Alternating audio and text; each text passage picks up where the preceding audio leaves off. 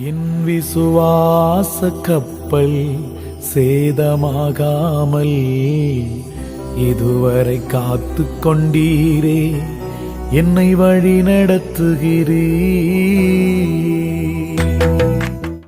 ஆண்டவரும் இரட்சகருமாகிய இயேசு கிறிஸ்துவின் விலையேறப்பட்ட நாமத்தினாலே உங்கள் யாவருக்கும் என் அன்பின் ஸ்தோத்திரத்தை இந்த காலை வேளையில் உங்களுக்கு தெரியப்படுத்துகிறேன். பரிசுத்த லூக்கா எழுதின சுவிசேஷம் 22ஆம் அதிகாரம் 32வது வசனத்திலே இவ்வாறாக வாசிக்கின்றோம். நானோ உன் விசுவாசம் ஒளிந்து போகாதபடிக்கு உனக்காக வேண்டிக் கொண்டேன். நீ குணப்பட்ட பின்பு உன் சகோதரரை ஸ்திரப்படுத்து என்றார் என்று சொல்லி பார்க்கிறோம். கிறிஸ்துவுக்குள் அன்பான தேவனுடைய பிள்ளைகளே, எந்த ஒரு காரியமானாலும் அது சோதனைக்குட்பட்ட பிற்பாடுதான் அதை உபயோகப்படுத்த முடியும். ஆனால் சோதனைகள் வருகிறதான பொழுது நாம் நாட்கள் அநேக நேரங்களை தடுமாறுகிறோம். ஏன் தடுமாறுகிறோம்? சோதனைகளும் வேதனைகளும் இந்த உலகத்தில் நாம் உயிர் வாழ்கின்ற வரைக்கும் நம்முடைய வாழ்க்கையில நிச்சயம் காணப்படும். அவைகளை ஒரு நாளும் தவிர்க்கவே முடியாது. ஆனால் அதற்கும் மேலாக நம்மை விட்டு எடுபட்டு போக எந்த சூழ்நிலையிலும் இடமளிக்கக்கூடாத ஒரு காரியம் உண்டு. அது இருந்தால் எந்த சோதனையிலும் நம்மால் எழுந்து நிற்க நிச்சயம் முடியும்.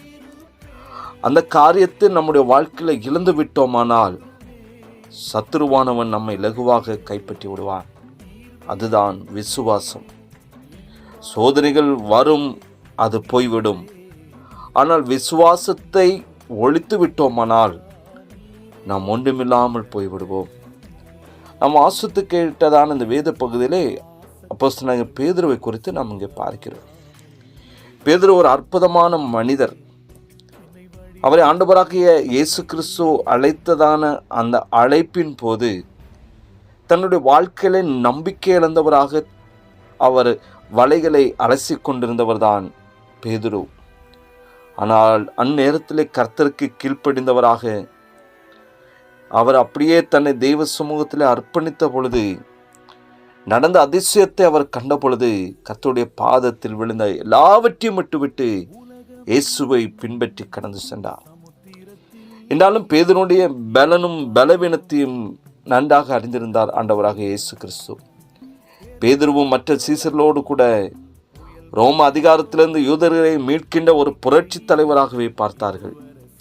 அப்படி இருந்தும் தம்மை யார் என்று கூறுகிறார்கள் என்று ஆண்டவராக இயேசு கிறிஸ்து கேட்ட பொழுது, நீர் ஜீவனுள்ள தேவனுடைய குமாரனாகிய கிறிஸ்து என்று முந்திக் கொண்டு பதிலளித்தது பேதுருதான்.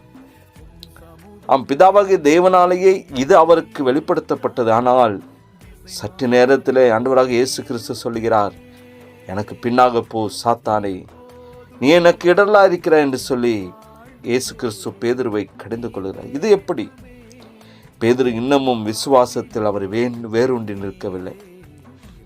நான் உம்மோடு மரிப்பதற்கும் ஆயத்தமா இருக்கிறேன் என்று சொன்ன பேதுருவுக்கு கோதுமையை சுலகிலை புடைத்து பதரை காற்றில் பறக்கடிக்க விடுகிறது போல சாத்தான் உன்னை புடைக்க உத்தரவு கேட்டு விட்டான்.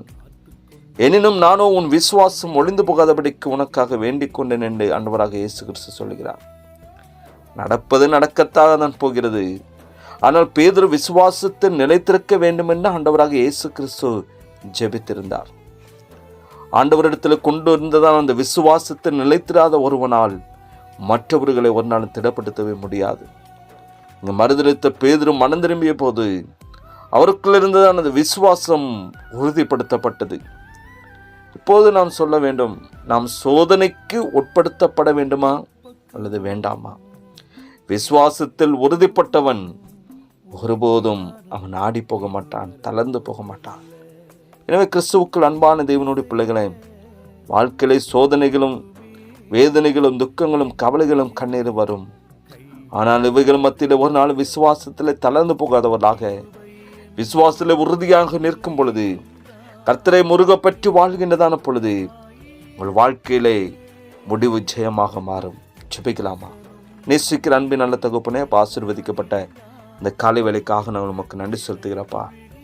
நாங்கள் ஒவ்வொருவரும் பேதுருவை போல ஒவ்வொரு நாட்களும் மனம் திரும்புவதற்கு, எங்களுடைய விசுவாச வாழ்க்கையில நிலைத்திருந்து உறுதிப்படுவதற்கு, முடிவிலே ஜெயத்தை நாங்கள் பரிபூர்ணமாய் சுதந்திரித்துக் கொள்வதற்கு தகப்பனே இந்த காலை பொழுதுல யாவருக்கு நீங்கள் கிருபையில் கொடுத்து வழி நடத்தும் ஆண்டவரே. ஜெபம் செய்யும் ஆண்டவரே. ஒவ்வொரு நாட்களும் அப்படிப்பட்ட ஜெயத்தை நாங்கள் பெற்றுக்கொள்வதற்கு விசுவாசத்திலே ஒவ்வொரு நாட்களும் தகப்பனே உறுதியாக நிற்க யாவருக்கு கிருபை கொடுத்து வழி நடத்துங்க. ஆசீர்வதியும். இயேசுவின் நாமத்தில் ஜெபிக்கிறோம் நல்ல பிதாவே. ஆமேன், ஆமேன்.